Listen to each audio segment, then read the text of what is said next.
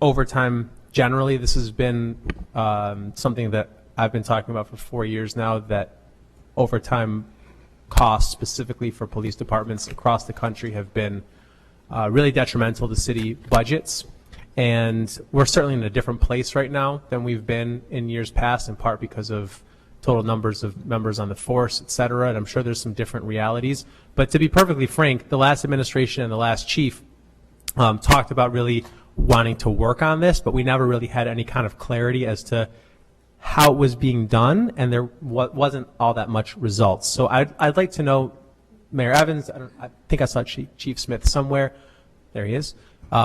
Just for an understanding of what we are going to do specifically right now to keep this number at bay. Well, I think one of the biggest things we have to do, and I can't go into details with a lot of it, because a lot of it relates to collective bargaining, is working to make sure that we negotiate this through our negotiating process. We are in the process of having negotiations as it relates to the police contract. It's important for us to be able to deploy our resources in a way that will allow us to reduce overtime when possible. But it also is important to note, as you all know, that we are also down in officer numbers, which does increase overtime, because we have to make sure that we cover those shifts. Chief, I don't know if there's anything else you want to add on that, or if I covered it. I think I hit the point.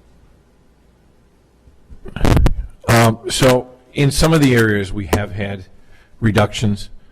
We've shown reductions across the board in completing assignment overtime by monitoring it. And completing assignment is overtime that we spend letting officers stay at the end of their shifts or staying late.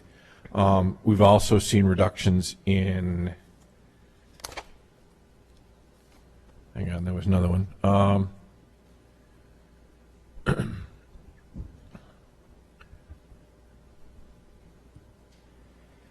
We also saw a reduction in callback overtime. Now, a big part of that decrease was because obviously we have been calling everyone in for protests. We're anticipating that if this trend continues, we're also not going to be spending the protest overtime that was previously spent. And even if we do have events, our responses have been scaled down a great deal compared to what they were. So you should be seeing less overtime there. As far as on a daily staffing level, I do get a daily report. The purpose of a daily report is obviously so I see it daily. When we were in the COVID months, and as I spoke in the other hearings, we were looking at some days having 16, 17, 8-hour blocks. Yesterday's daily staffing report, for example, shows me we were only short 6 slots in patrol, 6 8-hour slots, so that's a difference of about 12. And part of that is because as we're allowed, as much as we've been allowed by contract, we have changed some officers' work hours. Different officers assigned to different units, depending on their assignment, there's different rules about where I can move them around and what I can do. So we've been looking at trying to work smarter, not harder, with the folks that we can move around. So between that and the reduction in COVID and the administrative side, particularly Commander Lefebvre, although he's not here, I have to give him credit, has worked very hard at improving our show rate.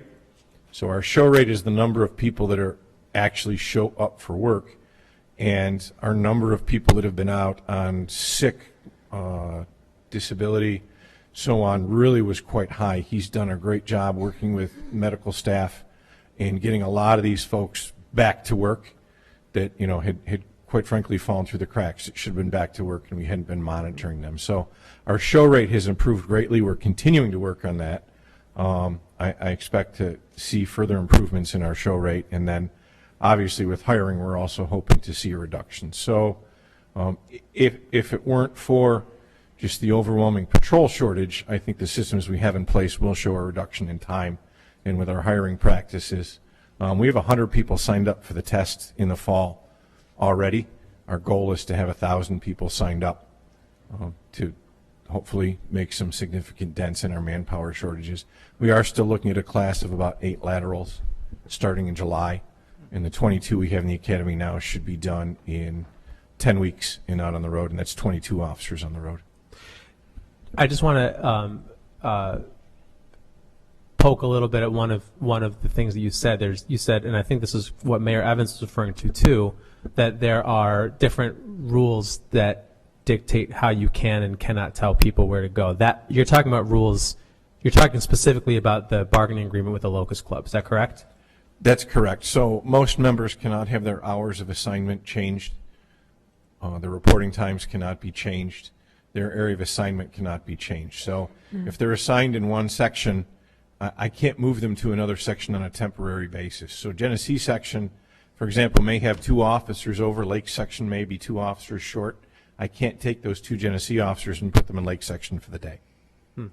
And I don't want to take up too much time talking about this, but I just want your opinion about something, and yours as well, Mayor Evans. Last year, one of my favorite subjects, as a lot of you know, is our chicken permits, and I very much tried to get the city to reduce the cost of the chicken permits, in part by no longer having RPD do the coop inspections and instead having someone from Animal Services.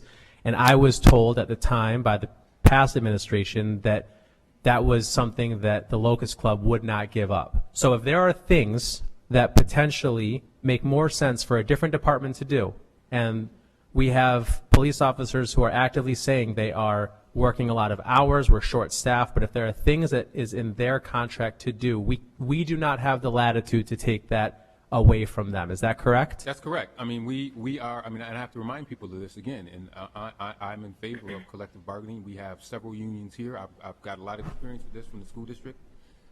It's important for the public to understand, and everyone in this room to understand, that we have to negotiate a lot of things, and we just voted on this, the Juneteenth thing is an example of that. We can't do things by fiat or because the mayor or the police chief wants to do them. There are a lot of things that we have to negotiate with, be it not just the police union, but the fire union, AFSCME, the operating engineers, and that's the world we live in. I'm a big supporter of labor, and that's, so you're correct. We have to negotiate some things that to some people may seem, hey, why do you got to do that? You just can't do it. We have to negotiate those things.